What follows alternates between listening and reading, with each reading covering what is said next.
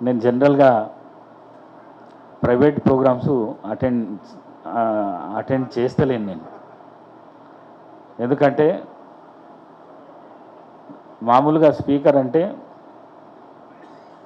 పబ్లిక్ను కలవకుండా ఉండాలి, తక్కువ మాట్లాడాలి, రాజకీయాలు మాట్లాడొద్దు అని ఉన్నది. కానీ నా నా తొవ్వ వేరేగా ఉన్నది.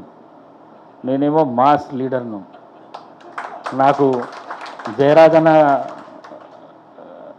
మాట్లాడే భాష కంటే ఇంకా తీవ్రమైన పదాలు వచ్చే భాష వస్తుంది.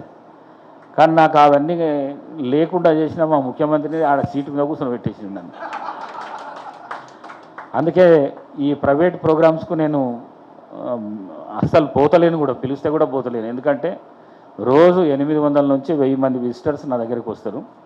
వాళ్ళని కలవడము, నియోజకవర్గాన్ని చూడడం, జిల్లాను చూడడం, మరి అదేవిధంగా తెలంగాణ నుంచి అక్కడక్కడి నుంచి వచ్చిన విజిటర్స్ని అందరినీ పలకరియడము, అంతవరకు డ్యూటీ చేసుకుంటూ వస్తున్నా నేను.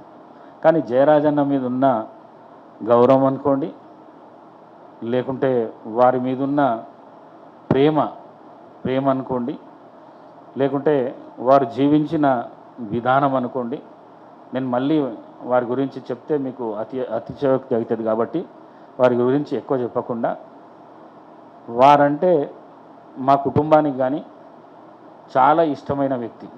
ఒకటేమో సమాజానికి పనికొచ్చే కవిగా ఇష్టమైన వ్యక్తి, అట్లనే ఈ ప్రకృతి విషయం లోపల వారు రాసిన పుస్తకాలు కానీ వారు రాసిన పాటలు కానీ దాని లోపల ఒకటి కట్టె గురించి రాసిండు, చెట్టు గురించి కట్టె గురించి రాసిండు.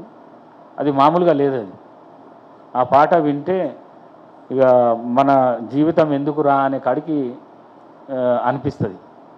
అట్లాంటి పాట రాసిండు. మరి నా ఎలక్షన్స్ కూడా 3 ఎలక్షన్స్లల్లో కూడా నా గురించి బ్రహ్మాండమైన పాటలు రాసిండు. ఆ పాటలు నా విజయానికి తోడ్పడ్డాయి. మరి మీకు తెలియనిదైతే ఏది లేదు. ప్రభుత్వ ఉద్యోగి లేకుంటే ప్రైవేట్ సంస్థల ఉద్యోగి ఎవరన్నా ఉంటే రిటైర్డ్ అవ్వడం అనేది సర్వసాధారణం. ఇది ఏదో ఒకరోజు జరగాల్సిందే. జయరాజన్నకి ఈరోజు జరుగుతున్నది. కానీ ఆయనకు ఉద్యోగపరంగా రిటైర్మెంట్ అయినా కూడా కవిపరంగా సమాజానికి సేవ చేసే పరంగా మాత్రం రిటైర్మెంట్ కాలేడు. అది ఎట్టి పరిస్థితుల్లో కొనసాగిస్తాడు. మరి మీ కంపెనీకి సంబంధించి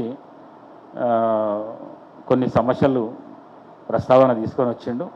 తప్పకుండా మా సాంబశివరావు గారి సహకారంతో రాష్ట్ర ముఖ్యమంత్రి దృష్టికి పోయి ఈ కంపెనీని ఆదుకునే విధంగా, ఎవరి చేతులకు పోకుండా మన కంపెనీని మన సొంతంగా పెట్టుకునే విధంగా ముఖ్యమంత్రి దృష్టికి తీసుకుపోయి కాపాడే పని మాత్రము మాతో శక్తి, నాతోని మా సాంబశివరావు గారితో ఉన్న శక్తి ఏదైతే ఉంటుందో ఆ శక్తి మొత్తాన్ని ఉపయోగించి తప్పకుండా ప్రభుత్వం ముందు తీసుకుపోయి ఎవరి చేతులకు పోకుండా కాపాడే పని చేస్తామని చెప్పేసి తెలియజేస్తూ, మరొక్కసారి జయరాజన్నకు మనస్ఫూర్తిగా పదవి విరమణ శుభాకాంక్షలు తెలియజేస్తూ, వారి మిగతా శేష జీవితాన్ని సమాజానికి ఒక కవిగా ఉపయోగపడాలని చెప్పేసి, మరి నేను ఆ రోజు మీ ఎంబడున్నా, ఈ రోజున్నా, రేపు కూడా మీ కుటుంబం వెంబడి, నీ ఎంబడి మేము ఉంటాము.